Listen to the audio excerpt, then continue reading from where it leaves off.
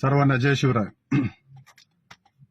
तमाम मराठा समाजाचा काळीज मराठा योद्धा श्री मनोजदादा जरांगे पाटील यांच्यावर हत्येचा कट रचणाऱ्या हरामखोराचा प्रथम आम्ही जाहीर निषेध करतो. मराठा योद्धा मनोजदादा जरांगे पाटीलच्या पाठीमागे अखंड मराठा समाज हे वेळोवेळी मराठा समाजाने दाखवलेला आहे. त्यांच्या हत्येचा कट रचणाऱ्या हरामखोराला तात्काळ अटक करून त्यांची SIT मार्फत चौकशी करावी अशी विनंती महाराष्ट्राचे गृहमंत्री तथा मुख्यमंत्री श्री देवेंद्रजी फडणवीस साहेब, दोन्ही उपमुख्यमंत्री यांना आम्ही करत आहोत.